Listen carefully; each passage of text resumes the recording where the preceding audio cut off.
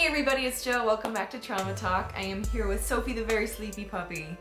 I want to talk to you guys today about why I decided to report my sexual assault. The last video I released was of a good friend of mine, Megan, sharing her story of why she decided to report her sexual abuse as a minor and what that process was like, what the actual process was like, and also what it was like emotionally, what her thoughts and feelings were years later about it, if she regretted it, if she was glad that she did, and also what her recommendations are for people who are considering reporting as minors. I realized I've mentioned in other videos that I did decide to report my sexual assault to the police, but I've never really gone into that story, so let's do that today. First, let me start off by saying that this is one of the hardest decisions anyone can ever make, and this isn't a recommendation one way or another. I think the choice to report or not is your choice. It is your choice. That is something you are in control of. And this is not a recommendation one way or another. This is my story and why I chose to do so.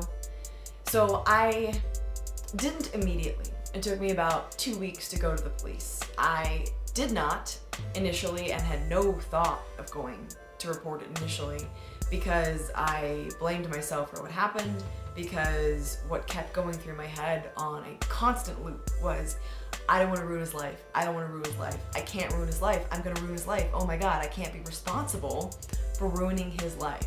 Because as horrible as everything that had occurred before in our relationship was, and as horrendous as that sexual assault was, I still cared about him as a person, and my head was so manipulated and so twisted and so messed up and traumatized. And I still cared about him, and I thought, this is all my fault, and I don't want to ruin his chances of whatever, of having a decent life. And so I didn't want to report it. I was also writing myself off and thinking, no, that couldn't have been what really happened. I was denying the severity of it, even though I knew it was as bad as I thought it was. I kept on silencing myself, and it took me about 2 weeks to actually go to the police to make that decision to report.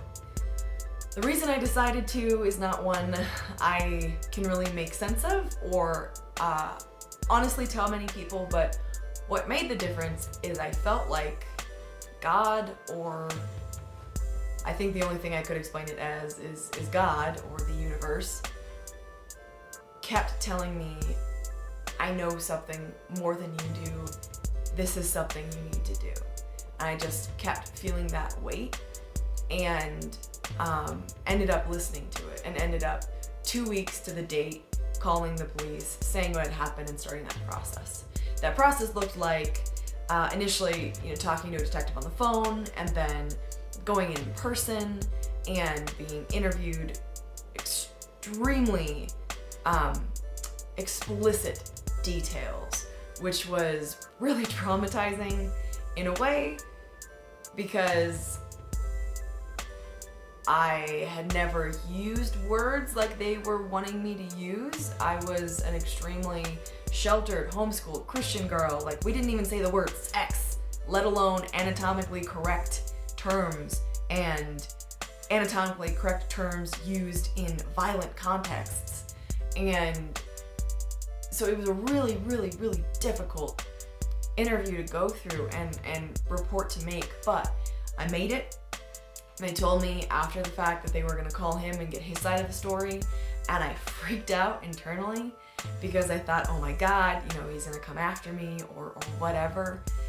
And nothing happened for weeks. I didn't hear back from the police. I didn't hear back from anything or anyone. And after quite a while, I called them and asked what was going on, and it turned out that the police officer had gone on vacation and forgot to file my report. And 3 weeks later, came back, ended up filing it, ended up contacting my attacker and starting that whole process. And I kept calling them every few weeks and asking, what is going on? Like, are you guys gonna press charges? What is happening? And about 4 months later, I finally got a hold of the assistant district attorney, and she told me that they would not be pressing charges due to insufficient evidence. During that process, I also found out that this guy had 6, I'm not kidding you, 6 restraining orders actively against him. Also had been convicted of rape of another girl, had another pending case against him, had 2 other convictions of domestic violence, and they weren't going to do anything. When I found out that they were not going to take my case to court at all, they weren't going to do anything about it, I honestly didn't know what to feel. There was a part of me that was, I think a small part of me that was relieved that I wasn't going to have to testify in court because I didn't know how I was going to be able to handle that. But most of me was devastated because they didn't care, is what it felt like. It felt like the justice system was saying, yeah, screw you, you don't matter, you know, we don't care about what happened. Or more than that, you know, that they didn't believe me and that it was insignificant if it even happened. That's what it felt like. In reality, after years of processing, I realized what was really going on is that there literally was insufficient evidence in my case. If you look at this person as a whole, he has so many crimes on his record, and since that time I have found out about more. But you can't bring those in, from my understanding, in other cases, for the most part. And so the fact that he had so many other crimes and convictions and accusations against him didn't matter in my case. The fact of the matter was I never went to the hospital, I never had a rape kit done.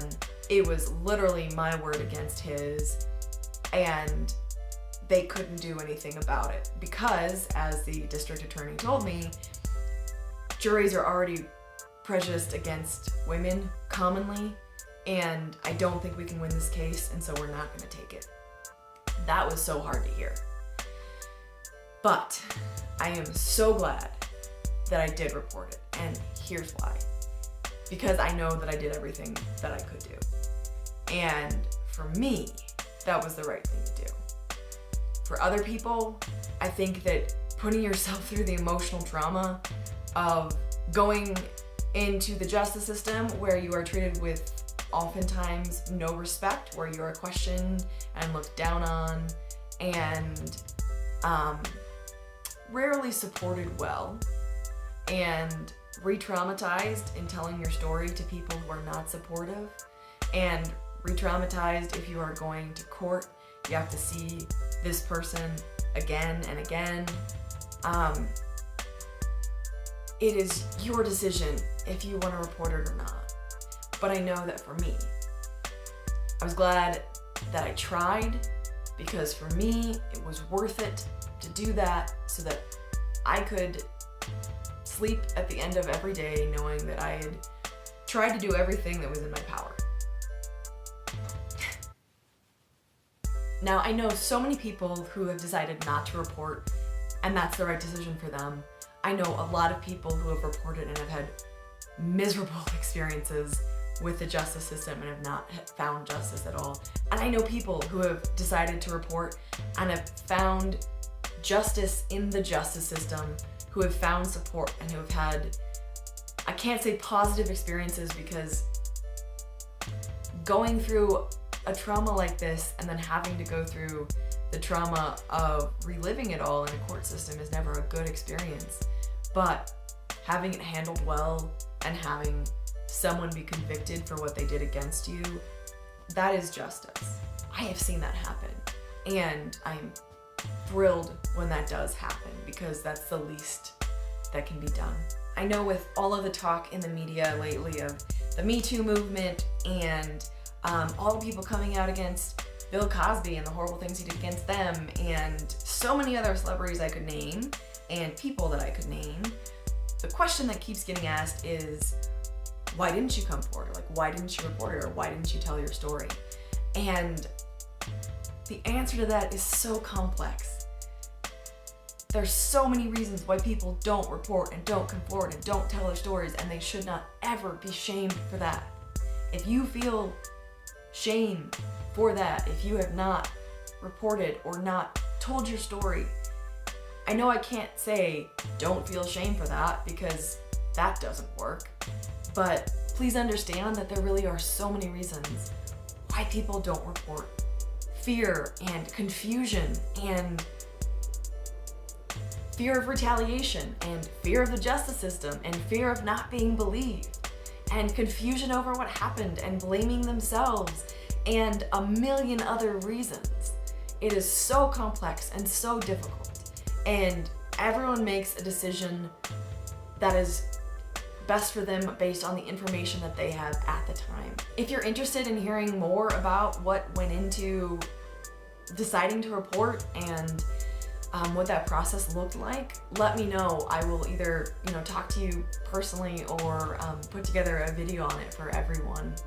That's what reporting looked like for me. That's why I decided to report, but also understand that there are a million reasons why people don't decide to report, and those are understandable, sincerely. Thank you guys, I really appreciate you watching. I am Jo Beckwith. This is my sleepy puppy Sophie, and I look forward to seeing you next time. You can find me on YouTube or Facebook under Trauma Talk. Make sure you hit subscribe so you don't miss any upcoming videos. Thanks guys.